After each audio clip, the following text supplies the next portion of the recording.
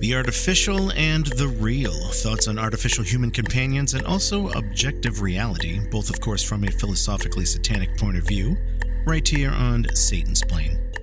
Well, it's not Satan worship, it's Satanism. It's embracing the life-enriching things which have traditionally been given the devil's name. Pride, lust, earthly success, rational self-interest, atheism, humor, nonconformity, science, a passion for living, being selective about whom we love. We don't see these as shameful sins, but empowering ideals. And we also recognize the psychological power and fun of symbolism and aesthetics, so we utilize Satan as mythology's most fitting mascot for what we're about. Satansplain, Satanic Talk with Church of Satan Magister Bill M. Welcome to Satansplain. I am your host, Church of Satan Magister Bill M. Several months ago, I got an email from a listener asking me about the topic of objective reality, which lends itself to some philosophical discussion. I sent a reply back and said I would eventually get around to the topic on the show, but then other topics came up instead. And more recently, I got an email from another listener, this time talking about artificial human companions. So I thought I would do a Satansplain episode on each of those topics, artificial human companions and objective reality, or I suppose, if you will, the artificial and the real. So DM wrote to me. Hey, how about that? He has the same initials as my other podcast, Devil's Mischief. Anyway, DM says that he loves Satansplain and wonders if we could do an episode addressing Pentagonal Revisionism point number 4, that is the production of artificial human companions. DM says it's a fascinating topic and asks, what do we mean when we describe, quote, polite, sophisticated, technologically feasible slavery? What does that entail? Also, DM asks, does AI fall into this category? Does the Church of Satan have an opinion on AI? Where can we find more information on this topic? Good questions, DM. And as usual with questions like this, I gave DM a short reply back.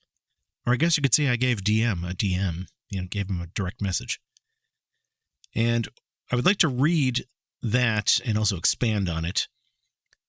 And I'm going to warn all of you listeners now that this is a topic that's related to a few other topics we find in Satanism, so bear with me because I may be bouncing off some tangents along the way as I go forward in the subject and leave and come back. But let's start with DM's last question first. Where can we find more information on this whole topic? Well, the first and foremost source I would recommend is The Devil's Notebook by Anton LaVey. This book is a collection of essays he wrote over the years and finally published together in the early 90s. And 3 essays in particular relate to the topic. The first is Pentagonal Revisionism, a 5-point plan. You can find a shorter version of that same essay on the official Church of Satan website, churchofsatan.com. And the book version has some additional parts to the essay, but it is in this essay where we find a mention of artificial human companions. It's one of the 5 points. So that's the first essay. The other 2 essays found in the same book are the Merits of Artificiality, which I would say is the most important one here. And the third essay is LaVey's various suggestions on how to best physically construct such androids to your liking. In addition, though, to these 3 essays, LaVey also talks about the topic in the 1990 biographical documentary, Speak of the Devil. I think it was 1990. Anyway, or 93? I don't know. I forgot off the top of my head, and I know some listener will probably correct me. But you see LaVey and Blanche Barton in what was called the Den of Iniquity in that documentary, a total environment he had built out of the basement of the original Black House in San Francisco, and it is decorated with his own artificial human companions. And another thing I would say is to also take a closer look at the Church of Satan suggested film list, because there are a few movies in that list precisely because they glorify this very topic of artificial human companions. Like off the top of my head, the movie Blade Runner is in the list. Also Westworld, which is one of my all-time favorite movies. Also an animated short called The Snowman. So to recap the sources, let's look at the 3 essays in The Devil's Notebook. You can hear LaVey talk about the topic in Speak of the Devil. And also check out some of those movies I mentioned in the suggested film list. Oh, also, I think the biography, Secret Life of a Satanist, I admittedly haven't read it in a while, but I'm pretty sure Magister Barton brings up the topic of artificial human companions there too. Now, another question that was asked is if the topic of AI, artificial intelligence, falls into this category. I would say, in short, yes. This is a field I've actually worked in professionally, and I'll talk more about AI later. But let us step back and look at a more general question, a question which I've certainly seen Satanists who are new to Satanism ask, and that is, what does the development and production of artificial human companions have to do with Satanism in the first place? Well, the short answer, the easy answer, is that it is part of Pentagonal Revisionism, the 5-point plan I referenced earlier. It's one of the 5. But as for why it is in that list in the first place, and how it relates to the rest of Satanism, well, I will give you my answer to that. First, let's clear up pronunciation. Is it pentagonal or is it pentagonal? Personally, I've heard it pronounced both ways. The Merriam-Webster Dictionary, however, gives the pronunciation as the first one, pentagonal, so that's what I'm going to go with, as it's likely the correct one. Though sometimes I have a bad habit of pronouncing it the other way, so if I slip up, just bear with me. And what is this 5-point plan all about? Well, back in 1988, Anton LaVey composed and published an article called Pentagonal Revisionism, a 5-point program. As he explains in the introduction to the article, every revisionist movement needs a set of goals/guidelines that are clear, concrete, and that will affect significant changes. So let's think about this. The year is 1988. The Church of Satan has been well established by this point in history. It had gone through some organizational changes as we learned what works and what doesn't work for us, but it's clear that by 1988, the organization isn't going away. But also in 1988, we're probably hitting the peak of the satanic panic hysteria, so the Church of Satan is already being accused of all sorts of atrocious things: kidnapping, animal abuse, child sacrifice, illegal drugs, putting subliminal messages on rock albums, all that crap. And so sometimes the question would come back to them on what the Church of Satan is doing if they're not doing all that sort of illegal stuff. And I spent a whole episode explaining what the Church of Satan does. The Church of Satan is made up of its members, so to see what the Church of Satan is doing, you look at what our members are doing. And we know Satanism is a tool for the individual, not the herd, not the collective. Satanism is not in and of itself some kind of public cause. Satanists are not a community, and by that I mean we're not a demographic demanding special rights, like you see with the word community in relation to the gay community or the Jewish community or the black community. There isn't a satanic community. Satanism doesn't work like that. I've seen some idiots who see the essay title, The Myth of the Satanic Community, and they say, we're here, a bunch of Satanists who are talking on a forum, and that makes us a community. And it's like, no. Again, community in the sense I was talking about before, about, like a demographic like that demanding rights. Doesn't work like that. Anyway, despite all of that, the Church of Satan is something I would say that is bigger than the sum of its parts in some ways. As a Satanist, you are your own God. That's true. But Satanism itself is a well-established phenomenon. A well-established phenomenon in the world thanks to Anton LaVey and the Church of Satan. You have fellow Satanists applying the principles of Satanism to their own lives. So again, it's 1988. One question we can ask is, how might the Church of Satan, the organization that established Satanism as an actual, well-defined religion, see things on the grander scale? How can we Satanists see things on the grander scale in the long term? Well, before we answer that, let's again keep in mind that Satanism is not like most other religions. We're an adversarial religion. We're not something for the masses. So as a Satanist, I am not interested in things like trying to get, trying to get a satanic Bible into every hotel room, or getting Walpurgisnacht recognized as a federal holiday or whatever.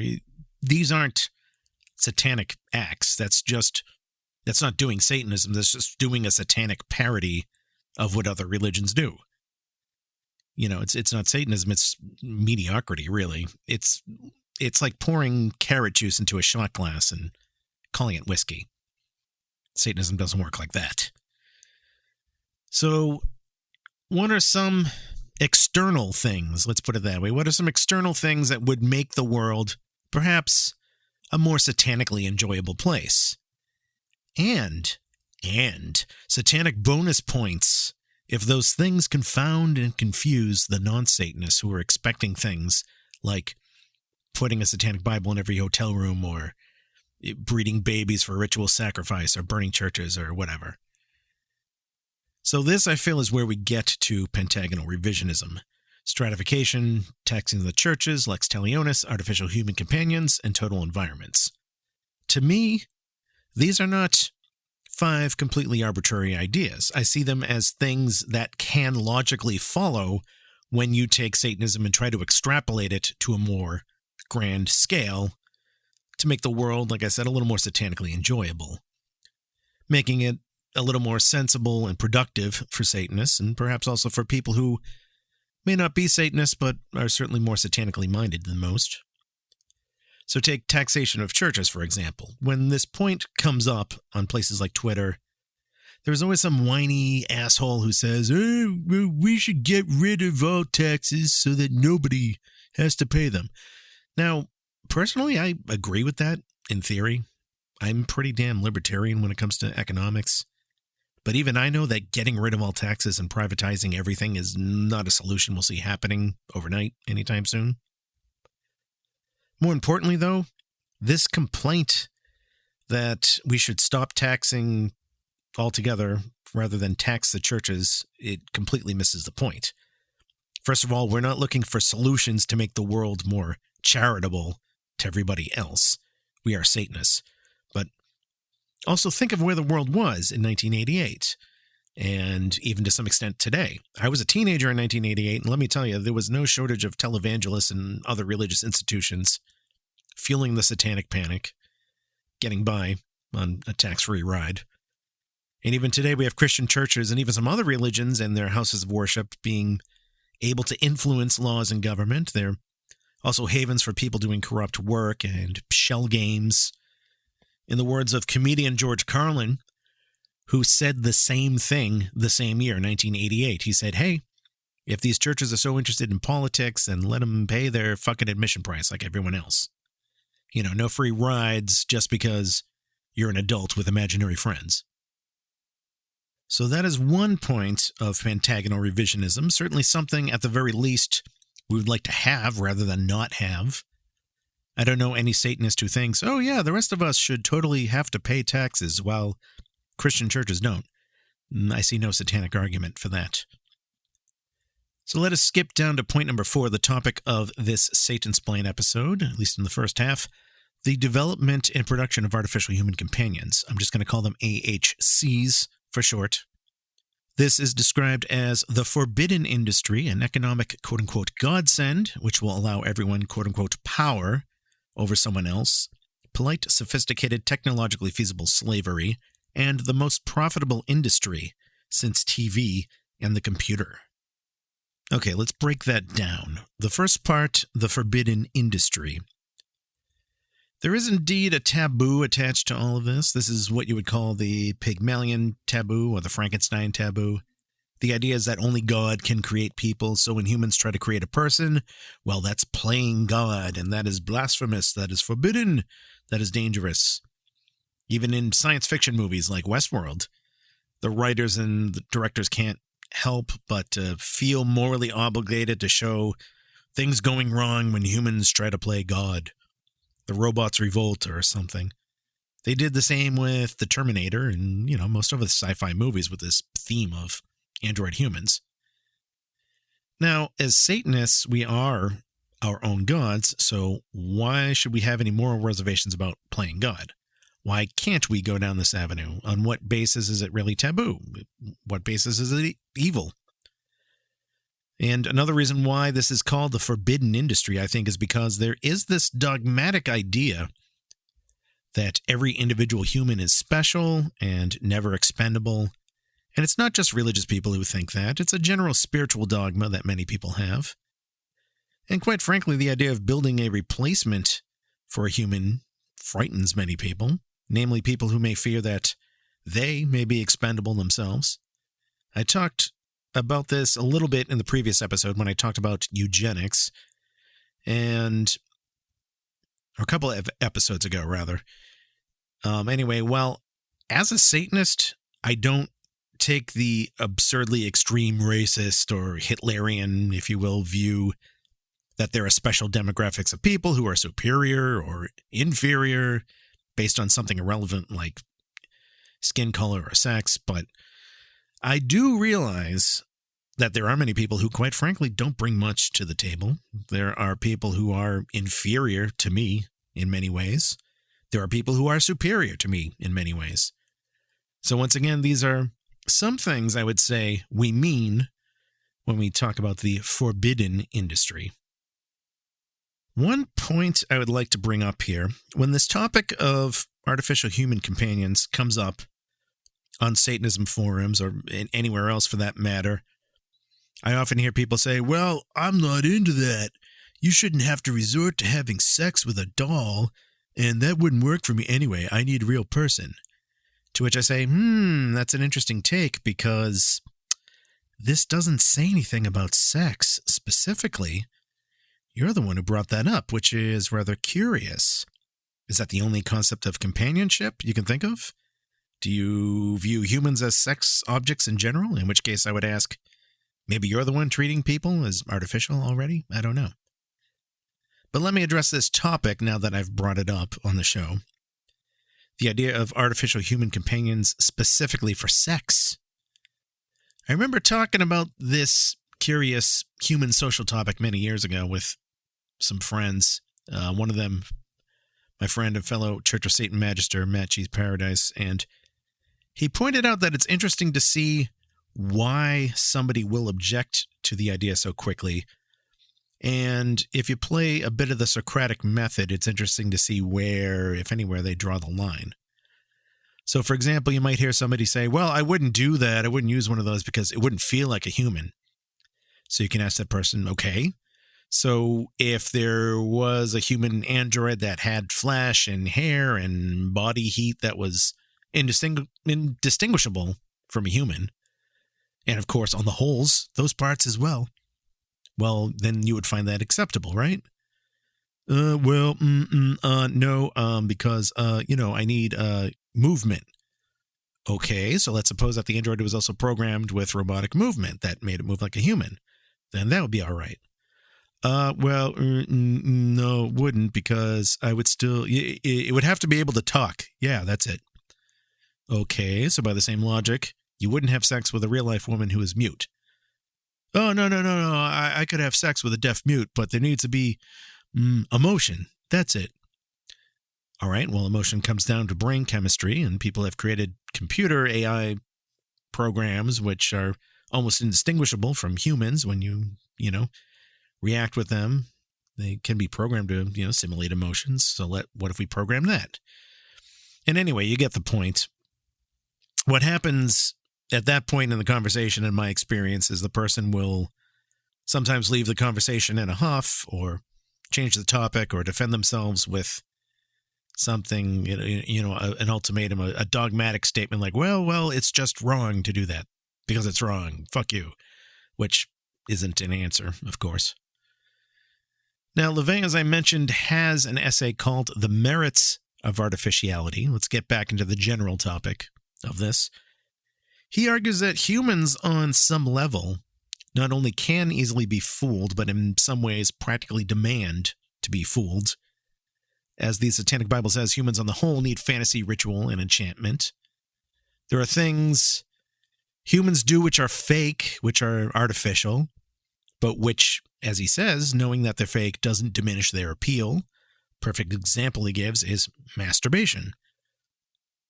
Person masturbating knows that it's fake, but, you can convince your body that it's real enough in order to produce an orgasm. In fact, as LeVay points out, scientific experiments on orgasm strength has been done, and in many cases people have slightly stronger orgasms on their own than with a partner, which rather begs the question, what is the truly real thing? So it's an interesting paradox. And it does remind me of a scene in Westworld with Yul Brynner, the movie Westworld. It's the scene which I personally think is the most satanic in the film. The movie, for those of you who don't know, takes place in the future, and in the future, people can pay money to vacation in a place called Westworld, which is a town set up exactly like the American Old West.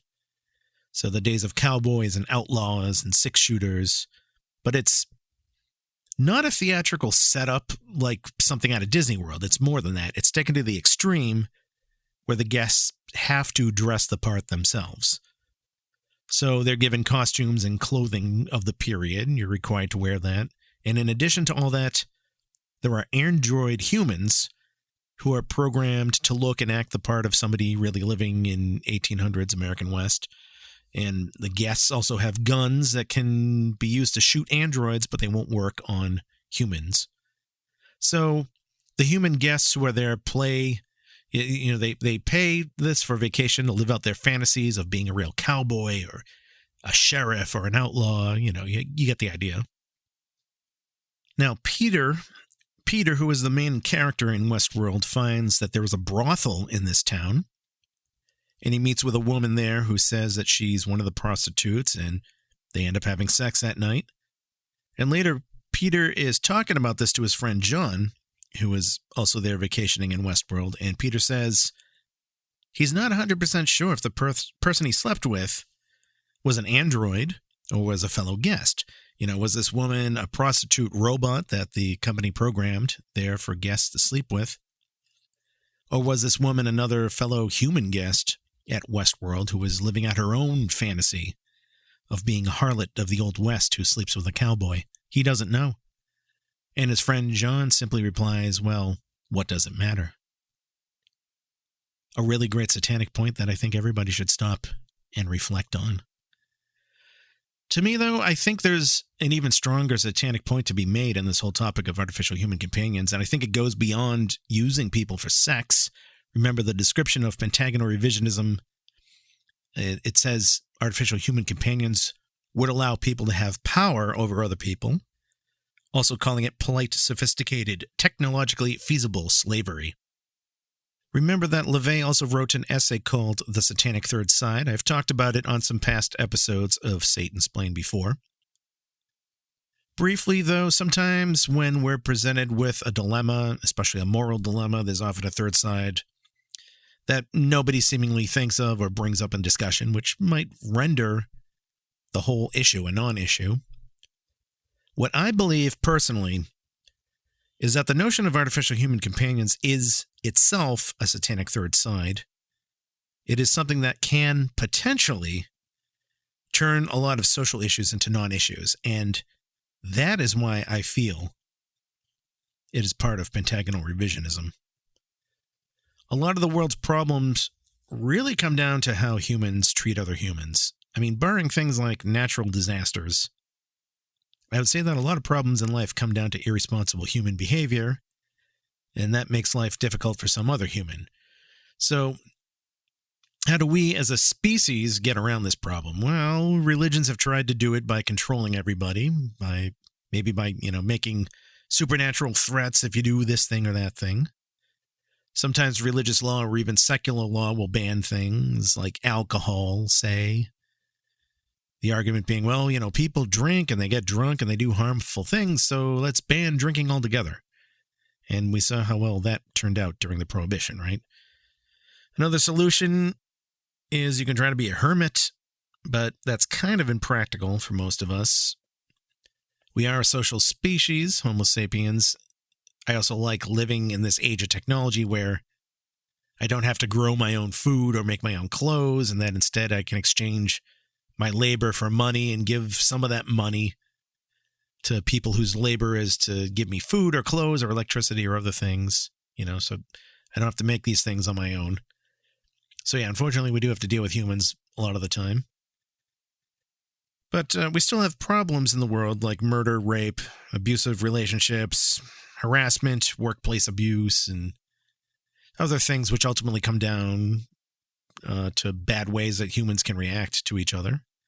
More specifically, a lot of problems in society seem to come down to a human exerting unwanted power over another human, I would say. But as humans, we have to have humans as companions for the most part, again, or at least have some sort of working relationship with other humans in some endeavor or another. So I think the Satanic Third Side question here is, what if maybe, just maybe, you eliminated real humans from some of those same scenarios? Let's say there's a man with really violent impulses who just wants to beat the shit out of another human. Well, what if you gave him an android for that? You wouldn't have to go through the trouble of trying to correct him, and at the same time, nobody would get hurt. So that's just a really simple example off the top of my head, but you get the idea. It's not hard to imagine other scenarios. Maybe you're somebody who wants to tell all of your problems to somebody else and nobody wants to listen to you. Maybe you could have an android that's programmed with enough AI to give the same sort of listening and responses a human could give.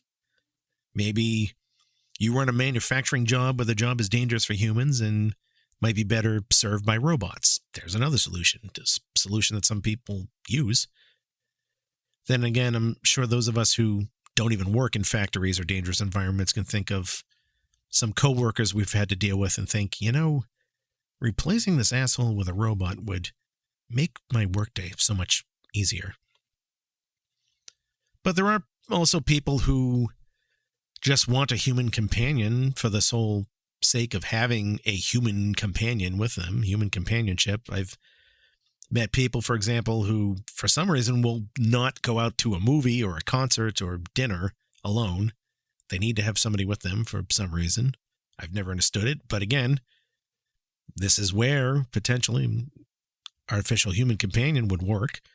If you have an android that walked and talked and looked indistinguishable from a human, and if you wanted somebody just to sit next to you at a movie or a concert or whatever, you're not even going to really react too much without having to subject a real person to that who maybe doesn't want to be used as somebody just taking up a seat. Well, that's another case where this could work. I know the world also has problems with the elderly who may be alone. There's another group of people there who feel a need for some companionship, the elderly, and another case where an android could potentially help much better than some abusive person at an old age home. Now, I know there are going to be people who will scoff at these speculations of mine, and if that's you, well, I would say stop and ask yourself why. Have we reached the point in technology where artificial human companions are indistinguishable from humans? No, we haven't, but I'd say we're getting there. And a final note I want to say on this topic, and that is in many ways we already have a lot of artificial human companions in the world, though mostly without the anthropomorphism, the human shape.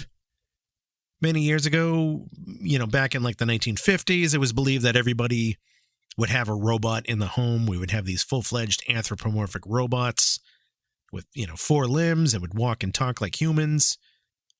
And we've seen that in science fiction movies throughout the decades. People thought that by the year 2000, with the way technology was advancing, we would have something like C-3PO, in every home, or a robot made like Rosie from the Jetsons. And of course, that didn't happen.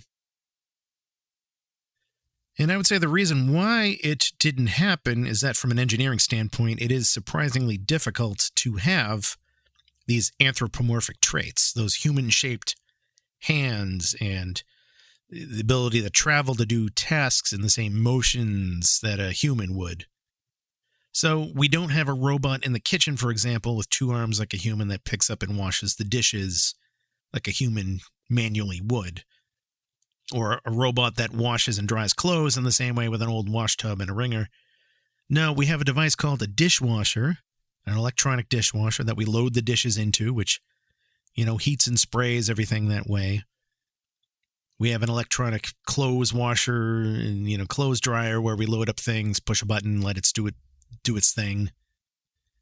Now, some of these devices do, in fact, use AI. They do make household washing machines, for example, that can detect things like weight loads and water levels and adjust accordingly. But again, no anthropomorphic part. There aren't hands coming out to go do it. Oh, it would certainly be cooler if we had Rosie from the Jetsons working in the kitchen. I'll grant you that.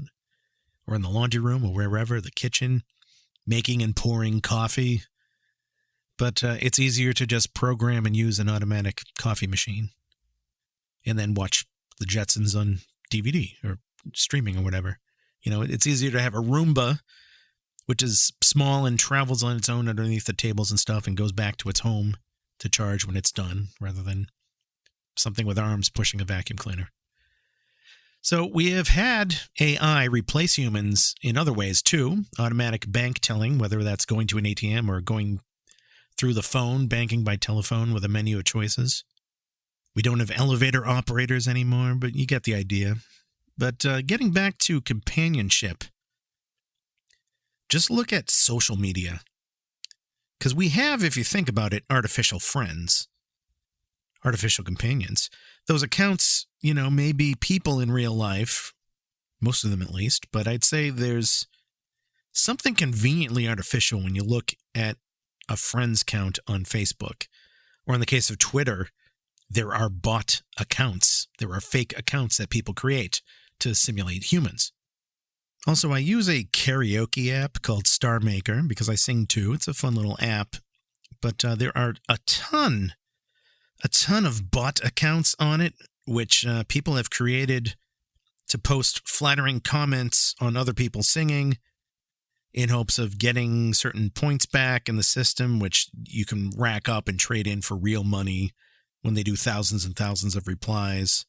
So that's why people presumably create these bot accounts. But what I found really funny is that there are also fake singing clips where a fake account will upload a clip of somebody else singing or find a track where it sounds like the original singing is still there. It hasn't been removed. It's not really a karaoke track. And then this bot account posts that and then gets fake compliments from other bot accounts. So it's like robots singing for robots. What's particularly fascinating about a lot of these cases, though, on Twitter or the karaoke app or wherever, is it is admittedly sometimes hard to tell a bot account from a real person. This is one reason why the NPC meme is really popular. You've seen the NPC meme, which stands for non-player character. It's, you know, the bald, gray-skinned, ultra-simple, expressionless face guy. In gaming, a non-player character is like one of those characters in a game that isn't a player in real life, but a programmed character, and they have maybe 3 or 4 spoken lines that they can repeat. So the joke with the meme is that, yeah, there are a lot of humans who are like that in real life who just, you know, sort of regurgitate a couple of lines they hear. No real, you know, thoughtfulness, intelligence, or what have you, not real intelligence. So yeah, if there are any QAnon conspiracy theorists listening to this show right now, well, there you go. The Church of Satan said many years ago that its plan was to develop artificial human companions, and here we are now in the 21st century with bot accounts and everybody having their most precious companion with them in their pocket at all times, their smartphone, you know, replacing a lot of humans, what a lot of humans used to be. So QAnon people, yeah, if you're listening, I'm glad to have confirmed some of those fears for you. If the stock value of aluminum foil goes up tomorrow, well, you'll know why. You can thank me later. I'm going to end my artificiality rant here. You can email me, of course, if you have further questions or complaints. After the break, we will switch gears from the artificial to the real with my thoughts on objective reality. You are listening to Satansplain. Stay tuned. You are listening to Satansplain, real satanic talk with Church of Satan Magister Bill M. For questions, comments, and correspondence, send an email to bill@satansplain.com. Years ago, my mother gave me a bullet. And I put it in my breast pocket. 2 years after that, I was walking down the street when a berserk evangelist heaved a Gideon Bible out a hotel room window, hitting me in the chest. The Bible would have gone through my heart if it wasn't for the bullet. That Colonel comedy clip you just heard is from Radio Free Satan's comedy and novelty show, The Devil's Mischief. Learn more about the show at devilsmischief.com. Bill M. here with Satansplain. Visit the official website for the show, satansplain.com. Satansplain episodes are always available for listening on the official site. You can also find Satansplain on Spotify, Audible, YouTube, Apple Podcasts, and most other places where podcasts are available. And, of course, you can email me. bill@satansplain.com is the email address. As I mentioned a few months ago, somebody had emailed me with a question about objective reality, and I wrote back. I said I would cover it on the show. I just never got around to it until now. Well, the time is now. Let's not waste any more time and get into it. Fotis, I'm hoping I'm pronouncing the name correctly, writes, Dear Bill, I have been a listener of your podcast since the beginning. Good work, by the way. I am in the process of reevaluating my understanding of the world and myself lately, and the introduction of Satanism through your podcast has been quite helpful. Personally, I was raised in a liberal Christian environment. My theistic background subconsciously developed in me the belief of an objective reality that us humans cannot fully partake of, an excuse of theism for not being able to provide concrete answers to life. Anyways, my question is this. How does Satanism interpret reality in relation to the subject being us? Is there a concrete objective reality out there, or maybe reality is fully shaped subjectively by the individual? Since Satanism is an I-theist religion, I suspect it is the latter case. So, great question, Fotis, and thanks for listening to the show. I wrote back to Fotis at the time, but just never talked about it on the show, like I said. I'm going to read you some of what I wrote back to him and offer other thoughts too. So first, I would argue that although Satanism is I-theistic, it's self-deification, I would say no, that still doesn't mean Satanism views reality as subjective.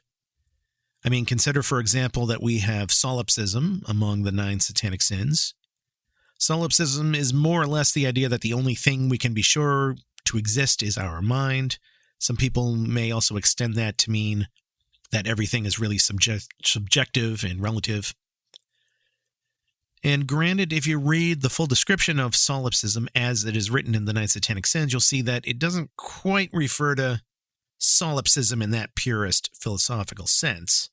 When we talk about the sin of solipsism, it's more specifically about the mistake of presuming that people will come to the same sort of thinking, the rationales and conclusions that you do about things.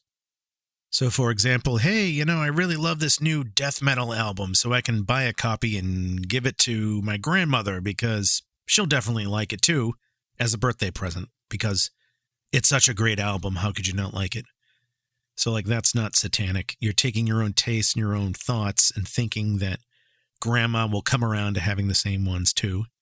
Maybe she will. I don't know. I don't know your grandmother, but I would bet money on an 80-year-old woman not liking music like that.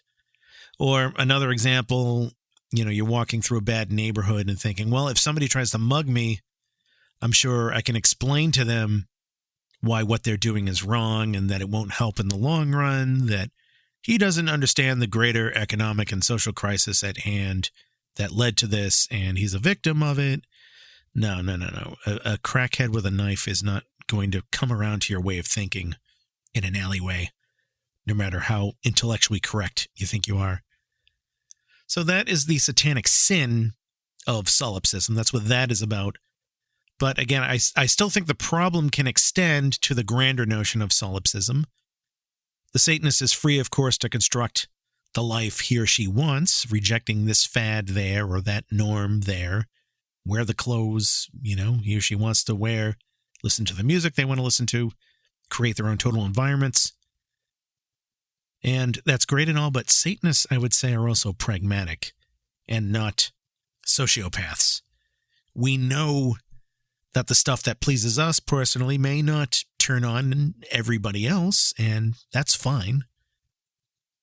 Now, some will argue that we can never be completely sure that there's an objective reality because, for example, you can't disprove the idea that you're not in a simulation right now, like the movie The Matrix. Because if you go about saying, well, look, I can lift this book of my own free will, and I can walk, and I can't fly, and so on, well, the counter argument to that would be, well, how do you know those things weren't pre-programmed for you to do in the Matrix? And these rules that say you can walk but you can't fly, how do you know that wasn't programmed also? So, I mean, personally, I don't see much value in holding on to notions like this, the what if we're in the Matrix thing. Beliefs that can't potentially be falsified, it just doesn't really get us anywhere. And to clarify, when I say something can't be falsified, that doesn't automatically mean it's true. And the example that I always use, which I think I read from some author years ago, it might have been from an author who read Carl Sagan or maybe read another author. But the analogy is that if my neighbor tells me that there's an invisible, intangible dragon living on top of his garage, well, that's a claim that's not falsifiable. It's a claim I can't disprove. Because if I'm defining something as intangible, well, then by definition, there's no way for me to see it or measure it. If I put my hand up there, I won't feel anything. So I don't see any value in this because, we're just playing a useless game of make-believe. I can't tell apart, that actual situation, an intangible dragon, from something that my neighbor just made up. Or to use a more classic example, there is a notion called Russell's Teapot. Some of you may be familiar with this. It was a metaphor that mathematician Bertrand Russell used when it came to talks about the existence of God. He was an atheist, and he said, well, suppose somebody claims that there is this ceramic teapot orbiting the planet Jupiter. Well, given how far away it is in outer space, how short of a range our scientific telescopes have, how enormous Jupiter is, how small the teapot is, well, it would be just a damn near impossible task to try to find this teapot. You would have to demand I take it on faith if you said it was there. And so likewise, he said it's the same with a God that's supposedly intangible, but also omnipotent and can change the rules or your perception at any time. The burden of proof is on the person making the claim. And this is an important thing to know about logic and debating. When my neighbor claims that there's a dragon on his roof or a teapot orbiting Jupiter or a God that exists, well, it's intellectually dishonest of him to say, well, I say it's true. Can you prove me wrong, Bill? Again, burden of proof is on the one making the claim, and if he's claiming these things, the burden of proof is on him to go prove it, not for me to disprove it. So show me the dragon, show me the teapot, show me the God, whatever it is, or, stop wasting my time.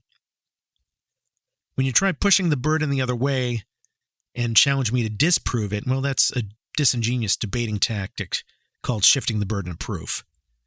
Maybe I should do a whole episode on Satansplain on logic and logical fallacies, and hopefully not in a total, fedora neckbeard type of way. We'll see. Anyway, one gripe I personally do have about Russell's Teapot, though, I've seen lots of people who think the proper response to Russell's Teapot is, well, you can't prove or disprove the existence of that teapot, so I'm going to take the intellectually honest position and say, I don't know. It could be there or equally not be there. After all, it would be dishonest and wrong to believe it is there or to believe it's not there, because how do you know? That's why I call myself an agnostic and not an atheist. Yeah, I don't have much patience for these annoying, compulsive, agnostic types, if you haven't guessed that by now. First of all, as I said in a previous episode, and I know you'll hear me say it again, atheism and agnosticism are not mutually exclusive. Atheism means you don't believe. Agnosticism is claiming that you can't know.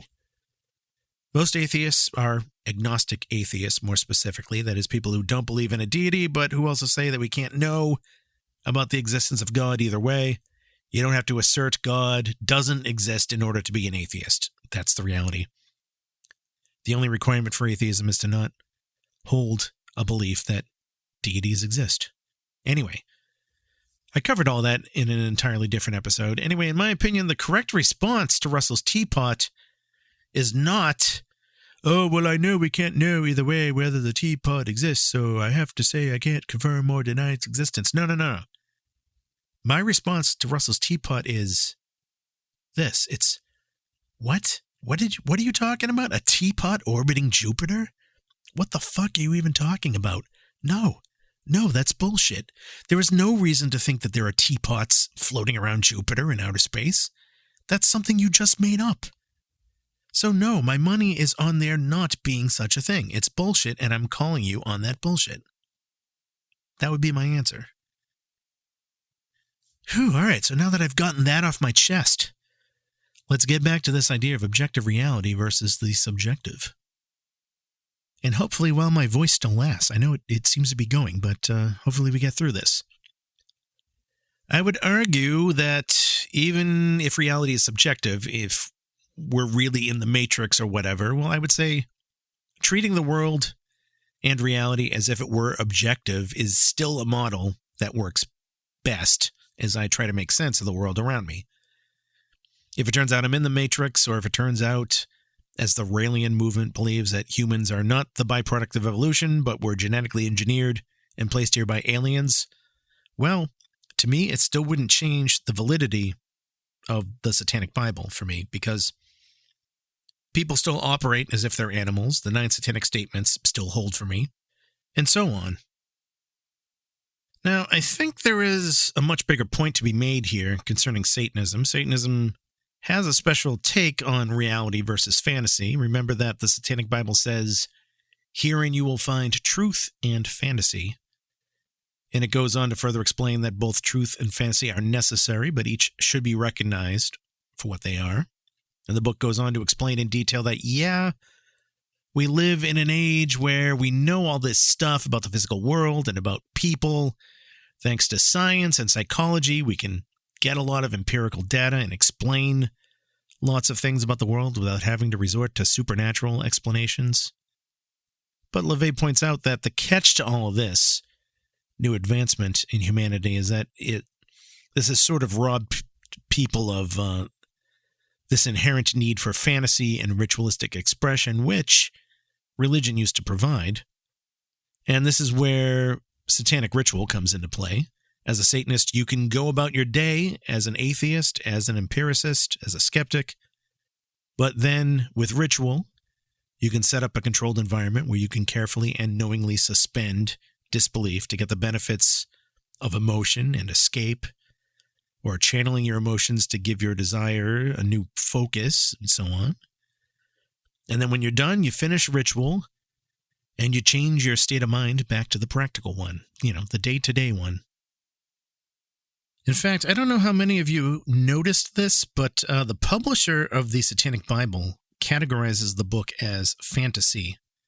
If you look on the book itself, you'll see that it's printed to say that the department of the bookstore it's supposed to go into is fantasy. Now, where you find the Satanic Bible in an actual bookstore depends on the bookstore.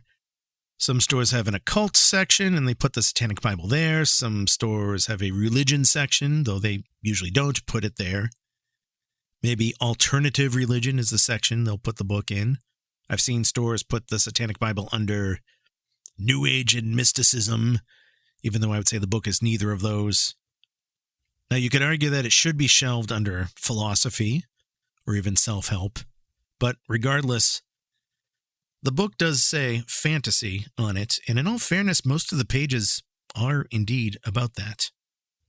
Now, you might argue, well, Bill, isn't Christianity fantasy? And I would say, no, not quite.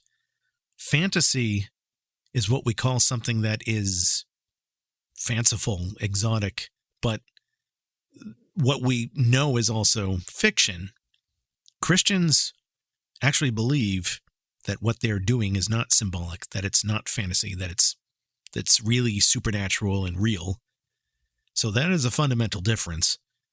And that's why the Satanic Bible, particularly the part about rituals, better falls into the fantasy section rather than occultism or something. In fact, fantasy has more than one meaning in English. There is the fantasy world, like in fantasy movies or fantasy books, fictional, but also exotic, imaginative, beautifully mythological. And then there's fantasy, the word as in like your fantasy, your wish. What is your ultimate fantasy? What is it that you fantasize about? And I don't think it's any coincidence that as Satanists we're doing both of those things in the ritual chamber. Both of those things apply, both of those meanings of fantasy. So I think we get to a Satanic Third Side perspective here. We're not the mystics and other New Agers who go about life thinking objective reality doesn't exist. Those people I've noticed usually don't get too far in life anyway. But at the same time, we are not their counterparts, the people in the other extreme, who have to be rigid and empiricist about everything. And again, like the Satanic Bible says, Satanists realize there is a time and place for fantasy, and you can make that work for you without giving you a nervous breakdown, without giving up your atheism, your skepticism, really. And another thing I remember mentioning on a previous episode, a subjective experience is not necessarily an invalid one. You know, a subjective experience is not necessarily an invalid one. You can have a subjective experience that is meaningful for you if you experience some sort of beautiful synchronicity in your life where things come together in a bizarre and poetic way. Well, then just enjoy that event. You don't have to credit that to some entity outside of yourself. You don't have to credit it to supernatural forces. You don't have to rationalize a reason for, why you thought it happened and it really didn't. You don't have to justify it to other people. You can just enjoy it. And before I finish off this topic of objective reality, this rant on objective reality, ramble, if you will, on objective reality, well, I just have one more related rant. God, while my voice is still barely holding on, I'm drinking water. I don't know what's going on. Am I turning into Alex Jones or something? Shit, I hope not. You get worried if, I start talking about QAnon in a positive sense and all that. Anyway, before I finish off this topic of objective reality, I just have one more related rant, and this is somewhat of a pet peeve of mine. Actually, not somewhat. It is a pet peeve of mine. And it's when conversations come up about objective reality. A common example you may hear from people is, oh, this thing, well, it's just objectively true. It's like saying 2 + 2 = 4. That is just objective truth. And the mathematician in me says, not really. Hang on. So yeah, the thing you have to know about me, first of all, is that I am a math guy. I'm a math nerd. I got my degrees in mathematics. I've taught mathematics. I actually read math books and work on math, even in my spare time. And from a mathematician's standpoint, I do, believe it or not, have some objections to the claim that things like 2 + 2 = 4 are objectively true, that they are objective reality. And unfortunately, I can already tell people are getting upset already. Unfortunately, this is one of those topics where it's tough trying to just explain it in layman's terms, especially without boring you listeners. It's tough explaining this whole thing without triggering the Dunning-Kruger effect in some people. People who think they know more than the experts about something. I'm sure there are people now thinking, oh my God, Bill is saying that 2 + 2 doesn't always = 4. He doesn't understand basic math. I'm smarter than Bill. I'm smarter than a mathematician. The emperor has no clothes. It's Orwellian. It's straight out of the book, 1984, where the party says 2 + 2 = 5. Oh my God, I am turning into Alex Jones. Anyway, no, calm down. If that's what you're thinking right now, calm down. I will try to take this slowly and explain what I mean in layman's terms as best as I can. So let me make an analogy here. think of a bat, the flying mammal, the one that Batman is named after. Do bats exist in objective reality? As I take a sip of water here. Do bats exist in objective reality? I would argue yes. I have seen them in real life. There are entire books written about bats. There are people who study bats. You can go and see bats for yourself at a zoo or at night or a habitat or whatever. Now, is a bat the same thing as the word bat, B-A-T? No. There's bat, there is the actual animal, and the word bat is just the label we use to refer to that animal. And that extends to grammar in general. Grammar and language is a series of essentially abstract things. Letters and sounds that we've put together. In some other languages, what we call a bat is called something else. In German, for example, the word is Fledermaus, literally flying mouse. In Spanish, I think the word is murciélago? Murciélago? Yeah.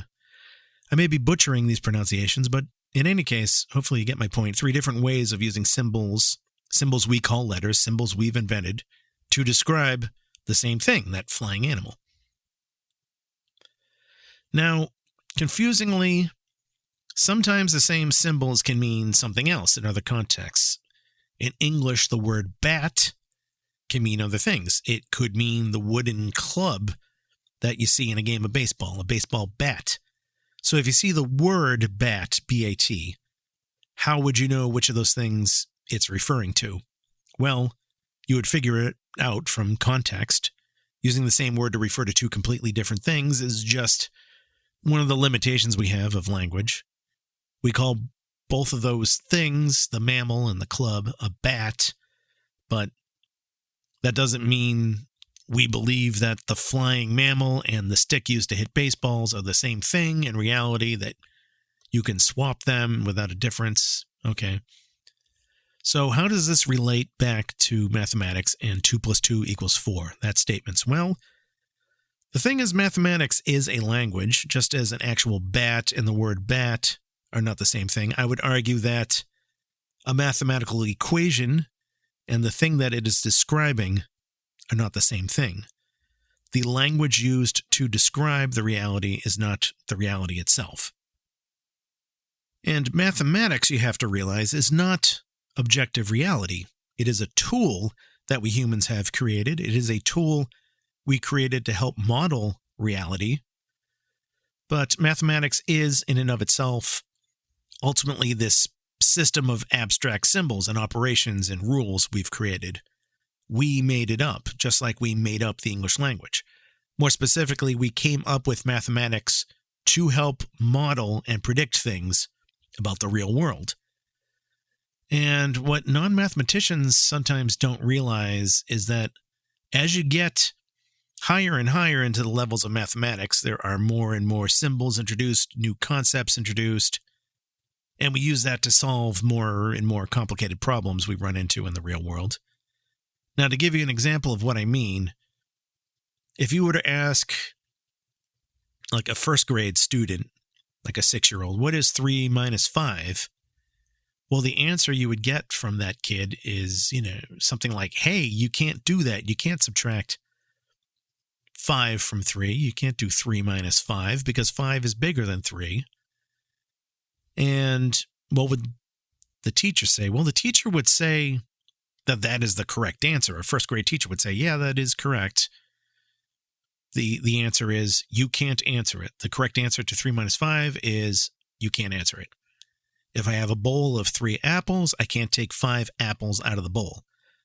Because I take 1, I take 2, I take 3, and now my bowl doesn't have any apples left. I can't take any more. The objective reality is that you can't take that many apples out of a bowl that only has 2 apples in it. Now then, what if you were to ask a middle school student, what is 3 - 5? Well, that student might say, oh, well, the answer is -2. And the middle school teacher would say, that is correct. So which student is correct here, the first grade student or the middle school student? The answer is that they're both correct in their own way. Now, can I remove 5 apples from a bowl of 3? No, of course not. You can't have -2 apples in a bowl. There's no such thing as negative apples.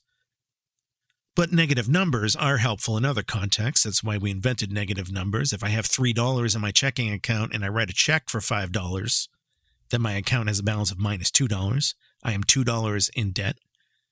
If the temperature outside is 3 degrees Fahrenheit and it cools down, 5 degrees, it's now -2 degrees Fahrenheit. So again, math is not objective reality. Math itself is not objective reality. Apples are part of objective reality. The removal of apples is objective reality. Temperature is objective reality. The temperature cooling down is objective reality. Writing a bad check is, unfortunately, reality. But the mathematical equation that you would write with numerals, 3 minus 5 equals -2, well, that's just a collection of abstract symbols and rules we invented to describe some situations. Now, can 2 plus 2 ever equal 5? Well, if we're talking pure mathematics, the answer, believe it or not, is yes. And again, people would be screaming, how that is impossible to do. 2 plus 2 always equals 4. You're being Orwellian. No. Shut up. Let me explain. Mathematics, again, is ultimately abstract symbol play, and it allows you to create new mathematical systems with their own rules. The computer technology you're using right now to listen to this podcast, well, it uses a type of mathematics called binary, where the only numerals are 1 and 0. So 2 plus 2 equals 4 would actually be written as 1 0 plus 1 0 equals 1 0 0. And again, I'm sure people are saying, oh my God, Bill is saying 10 plus 10 equals 100. That's just not true, and everybody knows that. Well, if you're still thinking that, then you need to stop and listen to this segment again from the beginning, because it's 2 different systems. Decimal system, binary system. 1 0, the way we write 10 in everyday arithmetic, doesn't mean the same thing as it does in computer circuitry. It's like the word bat, again, different meanings in different contexts. So likewise, you could have a mathematical system where the numerals 2 and 5, those symbols mean different things, or plus means something else, or a system where 2 plus 2 equals 5 is taken as an axiom. An axiom means a rule that you accept as true in mathematics so that you can build off of it. Again, for those of you who insist on believing that mathematics is some objective truth of the universe, I'm sorry to burst your bubble, but it's not. Mathematics, believe it or not, does allow you to create new mathematical systems with their own rules, even if those rules don't relate to anything you see in reality. Now, does this mean that a kid can write 2 plus 2 equals 5 on a test and you can mark it as correct? No, I'm not saying that at all. When we're dealing with a school test and we see 2 plus 2 equals, we can make the reasonable assumption that we are not dealing with some far-out abstract mathematical system. We're assuming we're working with the standard base 10 arithmetic, the layman's meanings of 2 and plus and equal, the standard rules of addition. If we saw 2 plus 2 equals 5 on a first grader's math test, we would mark that as incorrect. Not because, it defies objective reality, but it's because we have a system we created where 2 plus 2, 2 and the plus and the equals and the 5 mean certain things. And in that system, the statement 2 plus 2 equals 5 is simply not part of it. So it's like going back to that flying mammal animal I mentioned earlier. Could I call that something else besides a bat? Could I call it a Cadillac? Well, I suppose you could. You could conceivably construct a language where you have your own word to describe things, and Cadillac is the word you came up with to describe that animal. Maybe you could use the word consistently with somebody else who spoke the same weird language of yours, but you would just be confusing everybody else who understands the normal meaning of the word Cadillac to mean a type of car, not a type of flying mammal. More importantly, no amount of language play in how you change the description of things will make that animal in real life become the same thing as the slick black car that Quiet Riot sings about, a Cadillac. I'm going to finish up right now, bringing the analogy back to mathematics. Remember what I said earlier. Mathematics is a tool we created to model reality. You can use it to create and model your own bizarre worlds where 2 + 2 = 5 is taken as a true statement, but at that point, you're no longer modeling reality. And you're not speaking the same language being spoken in a first grade math class. You're just doing fancy, abstract symbol play. Putting a pair of apples into an empty bowl and then adding another pair of apples will not make a fifth apple magically appear. So hopefully I've made my point, and hopefully I didn't put everybody here to sleep. Like I said, this is just a pet peeve of mine, and I had to get it off my chest, probably because I hear conservative Matt Walsh and other conservatives using this 2 + 2 = 5, or rather the 2 + 2 = 4 argument in objective reality, and people correcting them and not doing a very good job. Unfortunately, something you can't give a short answer to without coming off as a lunatic. If you object to what I said, though, or you want more clarification, you can email me, bill@satansplain.com. And no, that email address is not an invitation for you to send me your math homework for free. I'm not going to do your homework for free. I do tutor. If you do need a math tutor, maybe we can work something out, money-wise. Anyway, this concludes the episode of Satansplain, from the artificial to the real. Thank you for listening. Hail Satan. You have been listening to Satansplain. If you have enjoyed this episode, please give it a like and subscribe where available. For more information on the show, visit Satansplain.com. And to learn more about Satanism itself, visit churchofsatan.com. This episode, copyright 2022, Magister Bill M.